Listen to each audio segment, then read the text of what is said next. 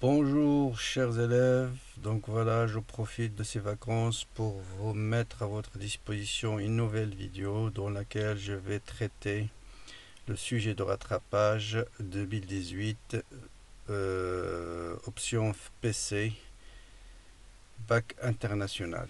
Donc je vais traiter dans cette vidéo deux exercices, l'exercice 2 où on va s'intéresser à la diffraction d'une onde lumineuse et à la désintégration du cobalt, et l'exercice 3, on va étudier le circuit RC et le circuit RLC. Donc vous avez quatre parties qui sont tous indépendantes.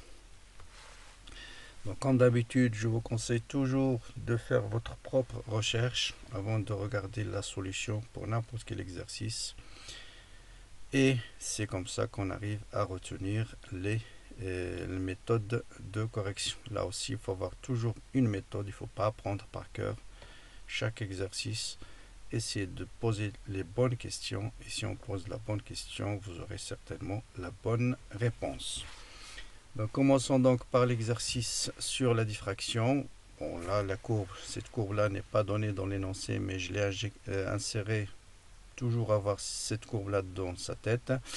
Donc ça, c'est l'ouverture de la fente. Ça, c'est la distance entre l'écran et la fente. Et ça, c'est la tâche centrale, toujours de largeur grand L.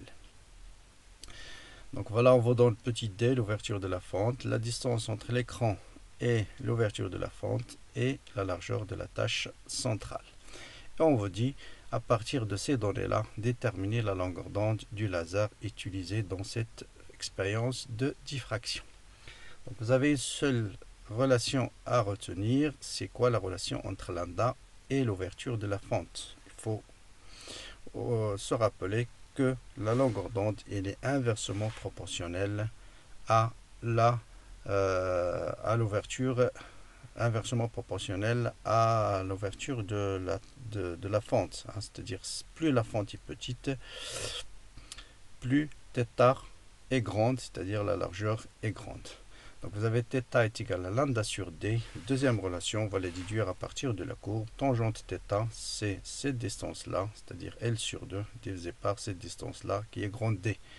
Donc vous avez θ égale à lambda sur d et θ égale à L sur 2d. Ça nous ramène à la relation lambda est égal à petit d fois grand L sur 2 fois grand d. Donc l'application numérique, toujours ne pas oublier de transformer les millimètres en mètres. Et ça vous donne lambda est égal à 8 10-7 mètres, c'est-à-dire 0,8 10-6 micromètres ou bien 0,8 micromètres. Deuxième question, on vous dit qu'on remplace uniquement la source précédente par une autre source monochromatique de couleur violette. Comment varie la largeur de la tâche centrale? Ça veut dire uniquement, on remplace uniquement la longueur d'onde du rayon laser. Ça veut dire on garde grand D constante et petit d aussi la même. Donc pour une même ouverture, même distance entre l'écran, comment varie la tâche centrale si on change la longueur d'onde? Maintenant, il suffit de comparer d'abord la longueur d'onde du violet, couleur violette, par rapport à celle étudiée que nous avons trouvée dans la première question. Donc là, je vous ai donné ici la longueur d'onde pour le spectre visible. Donc vous voyez, le rouge, c'est en gros 600 nanomètres. Le violet, c'est en gros 400 nanomètres. C'est entre 380 et 450 nanomètres. La longueur d'onde que nous avons trouvée tout à l'heure, c'est 8 10-7 mètres, ça veut dire 800 nanomètres. Et vous voyez que 800 nanomètres est largement supérieur à la longueur d'onde du violet. Donc, vous avez lambda violet est inférieur à lambda étudié. Maintenant, comment varie, quelle est la relation entre lambda et la tâche centrale? C'est la relation précédente que nous avons trouvée. Donc on va la réécrire sous cette forme-là. Grand L est égal à 2D sur petit d fois lambda. Donc si on garde grand D, petit d constant, vous voyez que L, grand L est proportionnel à lambda. C'est-à-dire plus lambda est grande, plus la largeur de la fente centrale sera grande. Autrement dit, pour le violet dans notre cas, la largeur de la tâche centrale va être plus étroite, plus petite que celle étudiée. On passe aux deuxième partie du premier exercice, c'est-à-dire la désintégration du cobalt. On vous dit, il vous donne le nickel plus une particule, c'est quoi la nature de cette particule? toujours écrire les lois, la réaction de désintégration, satisfaire les deux relations de conservation, c'est-à-dire conservation du nombre de masse, conservation de Z. Vous avez 60, 60, donc 0. 27, 28, donc moins 1. Comme ça, 28 moins 1 égale à 27. La particule qui a un nombre de masse 0, une charge de moins 1, c'est la particule bêta-. Donc là, il s'agit bien de radioactivité bêta-. Deuxième question. Calculer en mégaélectronvolts l'énergie libérée lorsqu'un seul noyau de cobalt se désintègre, donc c'est-à-dire l'énergie libérée par cette réaction-là. Donc l'énergie libérée, c'est delta de M fois C carré, mais comme c'est une énergie qui est libérée par convention, c'est quelque chose qui est positif. Donc si vous trouvez delta de M négatif, il faut mettre valeur absolue, c'est ce qu'on va trouver ici. Donc toujours le défaut de masse, vous avez toujours souvent on vous donne soit les unités internationales, c'est-à-dire la masse en kilogrammes, la vitesse de la lumière en mètres par seconde et donc l'énergie c'est en joules, ou bien on vous donne la masse en unité de masse atomique. Or, unité de masse atomique c'est 931,5 mégaélectronvolts par C carré. Vous multipliez par C carré, vous divisez par C carré, il se simplifie. Donc il reste l'énergie, c'est delta de M en U multiplié par 931,5. C'est cette relation qu'on va utiliser. Donc le défaut de masse de cette réaction, c'est la masse de bêta- plus la masse du nickel moins la masse du cobalt. Donc là ici c'est inversé, faites attention, c'est la masse du nickel plus la masse de bêta- moins la masse du cobalt ici. Donc là j'ai inversé. Et ça vous donne moins 3,0310 moins 3 et unité de masse atomique. Donc il faut corriger ici, il faut mettre ici le nickel 28 et c'est là où il faut mettre le cobalt 60, 27. Et l'énergie libérée, c'est la valeur absolue de delta de M fois 931,5 et ça vous donne 2,82 mégaélectronvolts. Ensuite, on va demander de déterminer l'énergie de liaison par nucléon du nickel. Il faut d'abord déterminer l'énergie de liaison du noyau nickel. L'énergie de liaison d'un noyau, c'est l'énergie nécessaire pour détruire ce noyau et le transformer en neutron et en proton. Et cette énergie est donnée par delta de M C carré. Avec delta de M, c'est le défaut de masse de cette réaction-là, qui est Z fois la masse du proton, plus 1 moins Z fois la masse du neutron, moins la masse du noyau. Donc pour et l'énergie de liaison par nucléon, c'est l'énergie de liaison divisée par le nombre total de nucléons, c'est-à-dire le nombre de masse A, qui est pour le nickel égal à 60. Donc application pour le nickel d'état de M, vous avez 28 protons, 32 neutrons, et donc moi la masse du nickel, si vous faites une application numérique en multipliant par 931, vous allez trouver une énergie que si on divise cette énergie-là qu'on retrouve ici par 60, on trouve 8,78 mégaélectronvolts par nucléon. Donc ça, c'est l'énergie de liaison par nucléon. Ensuite, on vous demande de comparer quel type de noyau est stable. Est-ce que c'est le nickel 60 ou bien un autre isotope qui est le nickel 54. Il faut comparer l'énergie de liaison. Et je vous rappelle que plus l'énergie de liaison est grande, plus le noyau est stable. Ça veut dire qu'il faut fournir plus d'énergie pour le détruire. Donc, dans notre cas, c'est le noyau nickel 60 qui est plus stable que le nickel 54. Deuxième exercice, l'exercice 3. Première partie, on va s'intéresser à l'étude du circuit RC. Bon, voilà, on vous dit, voilà le circuit qu'on va étudier. Au départ, à t égale à 0, un élève va mettre l'interrupteur en position 1 et on vous dit proposer un schéma de montage pour visualiser la tension aux bornes, c'est-à-dire où il faut brancher le système d'acquisition pour visualiser la tension aux bornes du condensateur. Donc là, on vous simplifie, on vous met le condensateur tout proche du générateur. Donc puisque la masse du générateur c'est ce point-là, donc il suffit de mettre le système d'acquisition au point K. Voilà, donc vous voyez, donc là c'est vers le système d'acquisition et cette tension c'est bien la tension au bord du condensateur parce que la flèche vous donne la tension à ce point moins la référence et donc ça vous donne la tension I de C. Si par hasard on veut visualiser la tension au bord de R, il suffit de changer, mettre ici la résistance et mettre le condensateur à la place de la résistance. Donc toujours, si on veut visualiser la tension au bord d'un dipôle, faites attention, la masse du dipôle doit être liée à la masse du générateur. Donc deuxième question classique, on vous demande de déterminer l'équation différentielle vérifiée par I de C. Bon, souvent, soit par I de C, soit par Q de T, soit par I de T.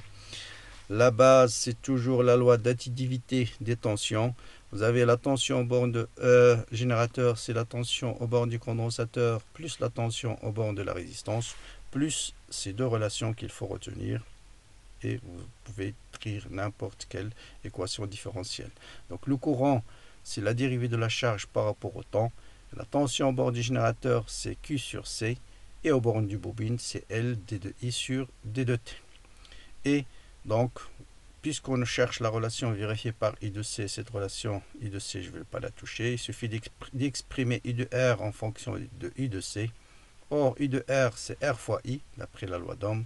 Donc c'est R fois C d de UC sur d de T plus I de C égale à E. Donc vous avez l'équation différentielle vérifiée par I de C. Là aussi, question classique, on vous donne la solution de cette équation. On vous demande juste de déterminer des constantes A et taux. Donc on vous dit que la solution de cette équation s'écrit sous la forme A facteur de 1 moins exponentielle moins T sur taux. Déterminer les constantes A et taux. Donc, qu'est-ce qu'on fait? C'est très classique là aussi. Il suffit d'injecter cette équation, cette forme-là dans cette équation, c'est-à-dire remplacer I de C dans cette équation-là. Donc, on va d'abord calculer d de I de C sur d de T. Donc, la dérivée de 1, c'est 0. La dérivée de exponentielle moins T sur taux, c'est moins 1 sur taux. Avec le moins, ça donne plus. Donc, ça vous donne A sur taux exponentielle moins T sur taux. Donc, on remplace dans l'équation différentielle. Et toujours l'idée, c'est de mettre l'exponentielle en facteur fois un terme plus un deuxième terme. Et A exponentielle T plus B égale à 0, ça veut dire A et B sont nuls. Ça veut dire cette constante-là doit être égale à 0. Et cette deuxième constante doit être aussi égale à 0. Donc A moins E égale à 0, ça veut dire A égale à E. Et RC sur taux moins 1 égale à 0, ça veut dire RC égale à taux. Donc voilà, on détermine les deux constantes en même temps. Troisième partie, quatrième question, on va essayer d'utiliser cette courbe-là pour déduire certaines grandeurs physiques, en particulier ici la capacité de condensateur et la résistance R2. Donc, qu'est-ce qu'on peut déduire à part ces courbes-là? On va déduire la constante du temps. Donc, pour le cercle, dans la courbe 1, vous voyez qu'on trouve taux 1 égale à 2 millisecondes. Comment on détermine taux? On fait la tangente à l'origine. L'intersection de cette tangente avec l'horizontale y égale à E, c'est-à-dire 6 volts, ou bien y égale à U max. Voilà le point d'intersection. Vous faites la projection sur l'axe des temps et vous avez ce point-là qui est taux. Et ça vous donne taux égal à 2 millisecondes. Or, taux est égal à RC et on nous donne la valeur de R1, donc on va déduire C. Application numérique. N'oubliez pas de transformer le milliseconde en seconde. Et le résultat, c'est en farad. Et donc, ça vous donne 100 microfarad. Pour la deuxième courbe, on va déduire la valeur de R2. Toujours, on va déduire la constante du temps. Là aussi, même principe. Tangente à l'origine. L'intersection avec la droite Y égale à E. C'est ce point-là. Vous faites la projection sur l'axe du temps. Et ça vous donne 6 millisecondes. Or, taux 2, c'est R2 fois C, parce qu'on ne change pas la capacité, on ne change pas le condensateur, on a changé uniquement les résistances. Donc, ça vous donne R2 égale à taux 2 sur C, et ça vous donne 60 ohms. Dernière question, on vous dit comment influe la résistance sur la constante du temps. Bon, là, on peut répondre directement à partir de cette expression. Vous voyez que taux est proportionnel à R. Donc, si la résistance augmente, la constante du temps augmente, et on le voit ici. Pour la courbe 2, où la résistance R2 est supérieure à R1, vous voyez que le condensateur dans ce cas-là se charge très lentement lorsque la résistance augmente. Donc voilà, plus la résistance augmente, plus la constante de temps augmente. Dernière partie du circuit de cet exercice, on va s'intéresser au circuit RLC dans le cas d'un amortissement négligeable, ça veut dire la bobine ne possède pas d'une résistance interne. Donc une fois le condensateur est chargé, on va mettre l'interrupteur sur la position 2 et vous allez voir que l'énergie va passer d'une façon alternative. Le condensateur se décharge, ça veut dire l'énergie électrique va se transformer en énergie mécanique. Ensuite, l'énergie magnétique, l'énergie magnétique va se transformer en énergie électrique. On arrive à obtenir ce qu'on appelle un circuit oscillant sans amortissement. Donc l'énergie passe du condensateur vers la bobine et vice versa. Donc mettre ici les flèches, ce qui indique la tension au bord du condensateur, convention, récepteur, toujours la flèche dans le sens inverse du courant. La même chose pour la bobine. Et pour l'équation différentielle, c'est toujours la loi d'additivité des tensions. Donc faites attention à ce qu'on visualise ici, c'est Q. Tout à l'heure, c'était U. D'accord? Donc là, vous avez U de C plus U de L égale à 0. En remplaçant U de L par LD de I sur D de T. Et sachant toujours les deux relations de base, c'est I égale à D de Q sur D de T. Donc la dérivée de I, ça sera D carré de Q sur DT carré ou bien Q seconde. Et donc vous avez l'équation différentielle Q seconde plus Q sur LC égale à 0. Donc c'est une équation du deuxième ordre. Question suivante, on va vous donner l'expression de Q de T et on va vous demander de déterminer la période de ce signal oscillatoire. Donc il est ça, vous voyez que c'est un signal périodique et on va déterminer l'expression de la période. Donc il suffit de voilà l'expression de Q de T. On vous dit que s'écrit sous la forme Q de M, Q indice M, c'est-à-dire Q max fois cosinus 2pi sur T0 fois T. Voilà l'équation différentielle. Donc on va chercher Q seconde. Voilà, je vous rappelle que si vous avez un Q de T est égal à cosinus alpha T, ici alpha c'est 2pi sur T0, la dérivée première ça vous donne moins alpha fois sinus alpha T, la dérivée seconde ça vous donne moins alpha carré cosinus. Donc vous voyez, dérivée seconde, ce sera moins alpha carré fois cosinus. On remplace donc Q seconde EQ dans cette expression-là. Et vous avez un certain cosinus à 2pi sur T0 fois T en facteur d'un terme qui est celui-là. Ceci égale à 0, quel que soit T, ça veut dire le terme entre parenthèses, il est nul. Et donc on va déduire directement que 1 sur LC égale à 2pi sur T0 au carré. Autrement dit, T0 égale à 2pi racine carrée de LC. Voilà l'expression de la période propre du circuit LC. Donc maintenant, à partir de la courbe et à partir de cette expression, on nous dit de vérifier la valeur de L0. Donc ce type de question, c'est très important parce que ça vous rassure, surtout si vous trouvez la même valeur. Donc pour vérifier si L égale à 0,91, on va d'abord déterminer la période à partir de cette courbe-là. La période, c'est la distance entre deux maximums consécutifs. Vous voyez ici, si je les mets en rouge, ça vous donne 60 millisecondes. Or, T, c'est 2pi racine de L sur C, ça veut dire L égale à T0 carré sur 4pi carré fois C.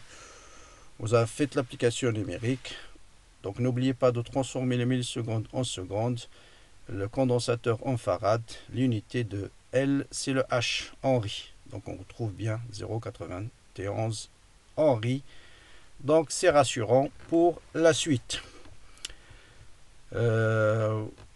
La question suivante, on vous dit de calculer l'énergie totale du circuit. Vous voyez qu'il n'y a pas d'amortissement, donc l'énergie reste constante.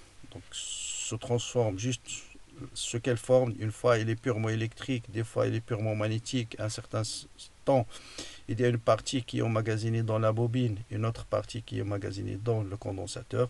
Mais l'énergie totale, c'est une constante. Donc l'énergie électrique, c'est 1/2 Q fois I de C, ou bien Q carré sur 2C.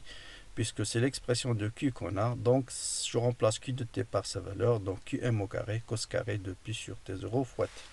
L'énergie magnétique, c'est 1/2 LI carré, donc là aussi, ça vous donne cette expression. Donc si on remplace maintenant T0 au carré par sa valeur, c'est-à-dire L fois 4 pi carré fois C, vous voyez que le L va se simplifier, les pi carrés vont se simplifier, et on retrouve QM au carré sur 2C, qui est le même terme qui est ici. C'est ce qu'on va voir dans la suite.